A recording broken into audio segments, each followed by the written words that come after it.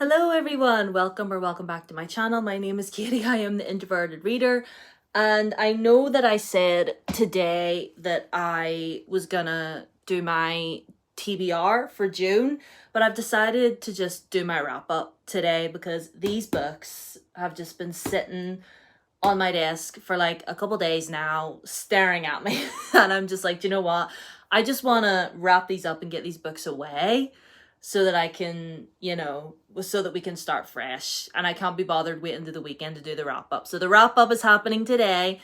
The TBR will be happening on Saturday. So we switcheroo. So because I know I said otherwise, but I'm switching because I want to. So we're gonna hydrate. I'm gonna wrap up. Cheers, your health. If you have not drunk water today, you should. Anyway, so in the month of May, I ended up reading 6 books, which I'm very, very proud of. Like 5 or 6 tends to be the standard for me, And literally all of these were like either a 4 or a 5 star, which we're very happy with. So the first one that I finished was The American Roommate Experiment by Alina Armas. I did an entire video where I talked about this, like all of my feelings, spoilery type thoughts and what have you. So if you want to know the full extent, if you want to know everything, you want to know the full tea, go watch that video. I talk about everything and I do go into spoilers. So if you don't care about spoilers, go watch it, but I don't think very many people do. But anyway, yeah, I did a full video on this. I thoroughly enjoyed it. I thought it was really cute. I thought it was really romantic. But if you want to know more, go watch that video. But in the end, I gave this a 4.5 star. I thought it was really good. The next book that I read, and the one of the 3 audiobooks that I listened to this month was Blood Air by Amelia Wen Zhao. I have her new book. I have her new book, which I can't remember the name of, but the blue cover, and I know silver is in the title. But I had this by the same author, and it's been sitting on my shelf for ages. And, I hadn't read it, and I was just like, you know what, let's just read this and see how I feel about this author's writing. And this was fantastic. This was so well done, and I really liked the audiobook. Like the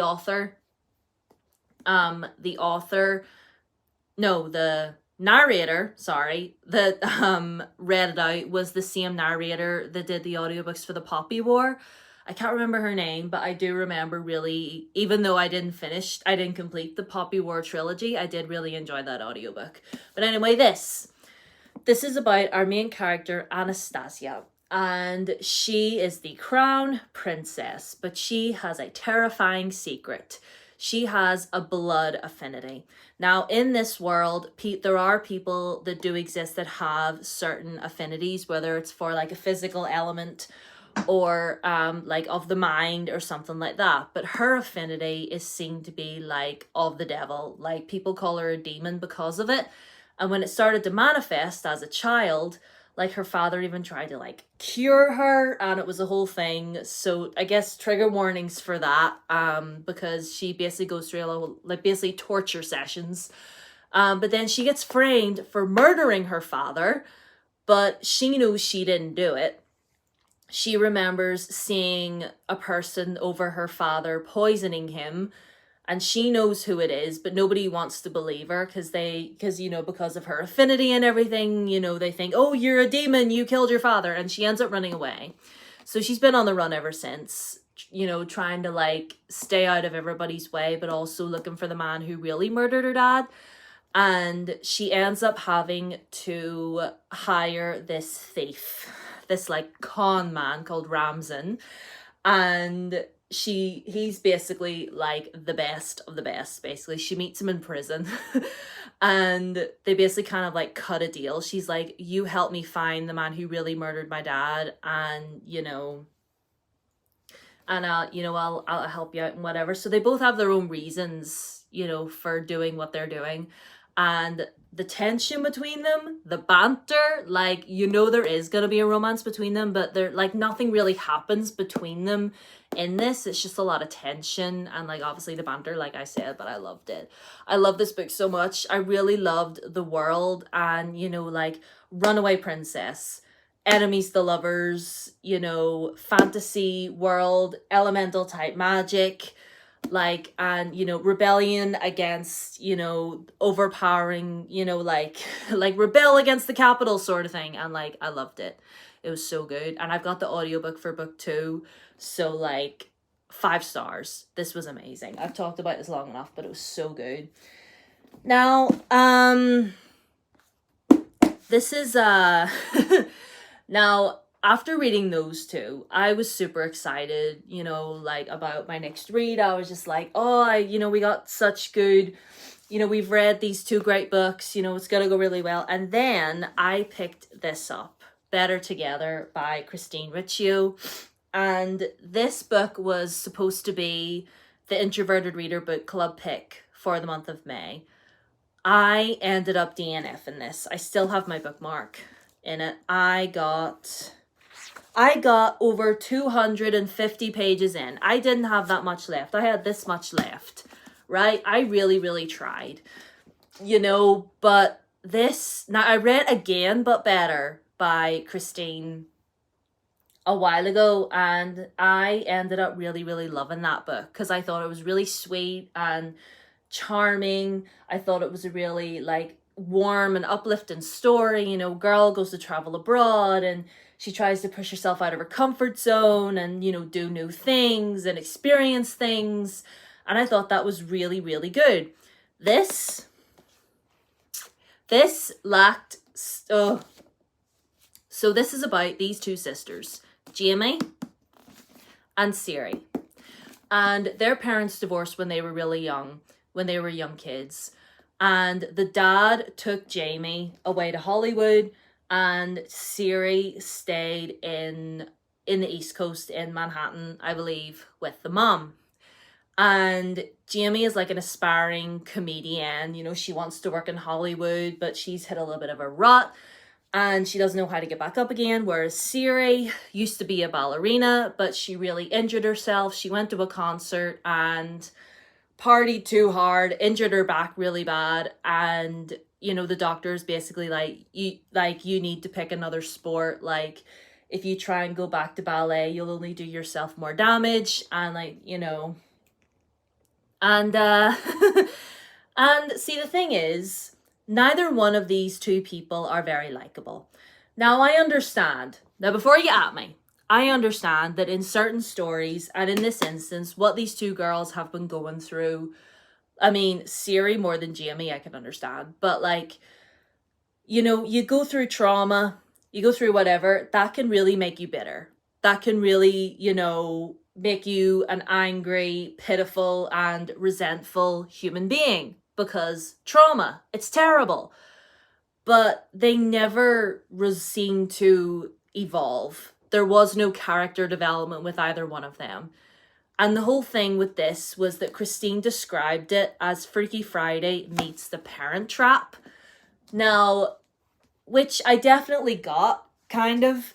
But the whole thing with The Parent Trap, yeah, like, that's one of my favorite movies. Like, if I want a feel-good, fun time, you know, and, you know, forget about the world and its troubles, I watch The Parent Trap.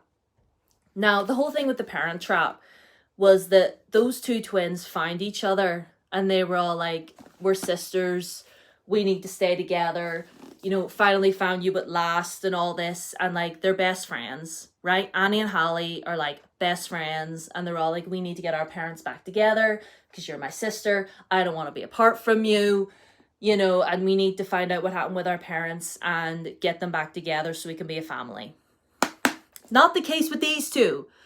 Their whole reasoning for doing what they're doing was that they wanted to punish their parents. Because, I mean, obviously, if you've read it, you understand why. I get that. But, like, I get that. But at the same time, it's like, you know, I'm not seeing any relationship development between either one of you. I'm not seeing any character development between either one of you. Like, you seem to be, like, it just seems to be as if you're just using your sister in order to get back at your mom for your own selfish reasons. You know, like, ugh. And, you know, Jamie especially was just such an asshole. I couldn't stand her. Like, if I, if I ever met a person like Jamie in real life, I would not want to be anywhere near her. Like, no offense. And, Siri, it was just dark and moody all the time. And, like, Jamie, I really didn't like, really did not like Jamie at all. Like, she, was all just like, oh, I don't have a smartphone. I don't believe in technology. Like, I'm just, like, off the grid. I'm, like, cool that way. And it's like, no, you're not. No, you're not. Just because, like, there's lots of people out there that don't have a smartphone, that maybe aren't on social media. Does that mean that they're better than anybody else? No. And it doesn't make you better than anyone else, you arrogant asshole. Like, this lacked the charm and the personality that a Game But Better had. And I just wasn't, like, I was only finishing it to finish it. And I was just like, Freaky Friday and The Parent Trap were all about family and love and relationships. And this is not it. This is not it. Don't compare two of my favorite movies to this, ever. No. So I feel like I've ranted long enough about this, but yes, I DNF'd it. But I will, like, if Christine is planning, I think, on coming out with a third book. I don't know when, but she is writing it at the moment. And am I going to give it a chance when it comes out? Yeah. But this, I don't want to talk about this anymore. Right, I'll just fly through these next ones. So the next one's Percy Jackson and the Last Olympian. This is the final book in the Percy Jackson and the Olympian series. Obviously, I am participating in the Olympian along, hosted by Pris at Pris Peruses. So I listened to the audiobook for this. I gave this 5 stars. This was such a fun time. I'm so excited to continue on with the Percyverse. You've no idea. Like, this was such a fun ride. And being back in this world again was just wonderful. Love Percy, and I'm so excited to get on to Heroes of Olympus. You've no idea. 5 stars to The Last Olympian. And then, obviously, because I DNF'd Better Together, I ended up reading Spin the Dawn. I made this the book club pick instead. By Elizabeth Lim. Again, I have an entire review of this on my channel. You want to know the full tea on this, go and watch it. But super fun, magical fantasy about this girl who wants to be the imperial tailor for the emperor, but only men are allowed to apply, so she disguises herself as a man and, hops on in there incognito, hoping to get the position. So yeah, I thoroughly enjoyed this, but go watch my review if you want more information and more in-depth thoughts. So I gave this 4 stars. That was really fun. And then I did a reread of The Gilded Wolves by Roshani Chokshi. I loved this. First time I read it. Did I give this 5? I don't think I gave it 5 the first time I read it. I think I might have given it 4, although I don't know what I was thinking. I should have given it 5, but 5 stars. This is a story set in the 1800s. Set in the 1800s about this group of people who, they all come from different backgrounds, they all have different skill sets, and they basically do heists together. And one of the leader of the gang, Severin, is a nobleman. And basically, he has had his title and his house and everything taken from him. So he's basically trying to get that back again. So that's very, very basic of who he is. But a lot of people, when this came out, compared this to Six of Crows and tried to say that Shani Chokshi was copying Leigh Bardugo when it comes to, like, heist stories, as if Leigh Bardugo invented heist stories. No, my love. No, my love, that's not it. I mean, the only comparison I could make with this and Six of Crows, where they are actually really similar, is the fact that, yes, you've got an eccentric bunch of people doing heists together, and that's the same with the Crows, but the Crows are a gang. They're a gang working cloak and dagger in dark alleyways, and it's dark and gritty and dirty, and gambling halls and, stuff and everything that goes on there, like backwoods streets and all. Whereas this this is like aristocracy. This is a lot more magical. This is, you know, blending fantasy, historical fiction, and a little bit of like religious imagery as well, because it talks about the Tower of Babel a lot. So, I mean, if you know, you know. But, you know, I thought this was so good. I love every single one of these characters. It's so good. Because basically they get offered a deal to steal a priceless artifact, and if they're able to do that, then all their lives will be saved, basically. Like, our boy will get his nobility status back, and all the rest of them can, you know, live their lives as they freely choose. And so much amazing representation in here as well. Like, and obviously the crows have good rep as well, so there's that. So when it comes to the representation and, you know, the characters, I would give that similarity, but everything else, no. But anyway, 5 stars. This was amazing, and I'm so excited to continue my reread. And the very last book that I read in the month of May, I finished it just yesterday, and amazing. These Infinite Threads by Tahira Moffi. This is the sequel to This Woven Kingdom. If you remember, I read This Woven Kingdom, I think maybe like a month or 2 ago, and wow.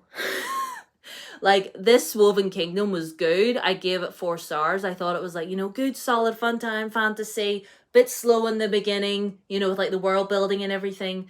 But this was drama. This was drama, honey. This was so good. Obviously, it's a lot shorter than the first one because we don't need any of that world building anymore. We know where we are. We know what we're doing. And this was so good. Like, like, I genuinely felt myself tearing up a couple times. And if a book can make me tear up, then I know it's good. Do you know what I mean? Like, so I ended up giving this 5 stars. This was amazing. And I'm so ready for book 3. Like, I love Tahira Moffi so much. Anything this woman writes, this woman can do no wrong in my eyes. She's slowly becoming definitely a favorite author of mine, because nearly everything that she's written that I've read is literally either a 4 or a 5 star. Do you know what I mean? Like, this, beautiful, it's beautiful. And I can't get over it. I can't get over it. I love these characters, like Aliza and Cameron and Cyrus. If you know, you know. I'm not saying anything, but if you know, you know. And I'm actually screaming. I'm gonna put this book down before I start crying again.